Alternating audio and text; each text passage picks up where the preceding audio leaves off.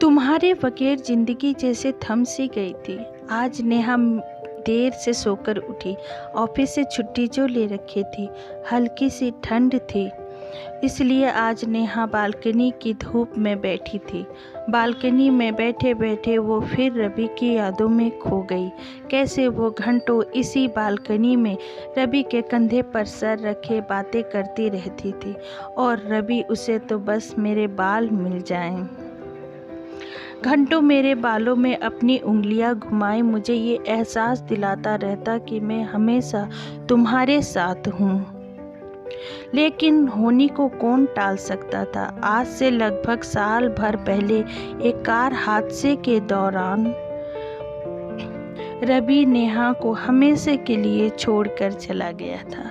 अभी नेहा की उम्र ही क्या थी। शादी के बाद नेहा और रवि 2 साल ही साथ रहे होंगे कि यह हादसा हो गया।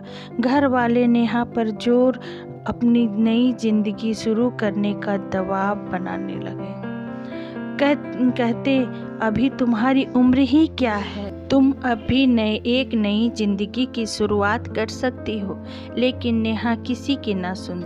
औरों के लिए तो आज वैलेंटाइन डे था, लेकिन नेहा के लिए कुछ नहीं। वो हरदम रवि की यादों में ही खोए रहना चाहती थी। हालांकि पिछले कुछ महीनों से उसके साथ उसके ऑफिस में काम करने वाला रमेश उसे दिलचस्पी ले रहा था, लेकिन नेहा के कठोर रवैये के कारण आज तक नेहा से कुछ कहने की हिम्मत नहीं जुटा पाया। लेकिन वो नेहा की हर संभव मदद करता है, वो चाहे ऑफिस का काम हो या फिर बाजार का कुछ काम। आज तक उसने नेहा की हर पल सहायता की है, और शायद इसलिए नेहा का स्वभाव भी अब रमेश के लिए बदलने लगा था। अब नेहा ऑफिस जाते हुए अपने पहनावे पर भी ध्यान देने लगी थी।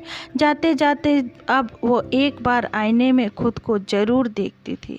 बस यही सोचते सोचते वो बालकनी की धूप से मैं बैठी थी।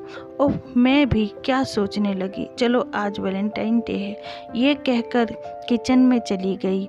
रवि माना तुम तन से मेरे साथ नहीं, पर मन से तुम आज भी मेरे साथ हो। तुम्हारी यादें आज भी मुझे जिंदा रखी है। देखो, आज मैंने तुम्हारी पसंद वाली पनीर की सब्जी और लच्छे पराठे बनाए हैं। आओ चलो हम भी वैलेंटाइन डे मनाते हैं। तभी डोर बेल बजने से वो दरवाज़ा खोलती है। देखा तो सामने रमेश खड़ा था। रमेश को इस समय घर पर देखकर उसे थोड़ा आश्चर्य तो हुआ, लेकिन फिर मन ही मन सोचने लगी कि कहीं न कहीं आज मन में रमेश के आने की आस तो थी। अगले ही पल बिना कुछ कहे रमेश ने अचानक गुलाब का फूल दे दिए। अपने प्यार का इजहार कर ही दिया।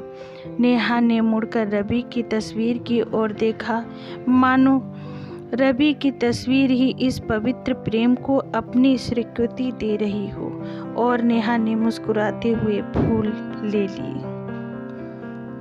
हेलो फ्रेंड्स, आशा करती हूँ ये स्टोरी आप लोगों को अच्छी लगे, तो कृपया चैनल को लाइक, शेयर और सब्सक्राइब करना ना भूलिएगा। आप लोगों का बहुत बहुत धन्यवाद। मेरे चैनल को सपोर्ट करिएगा।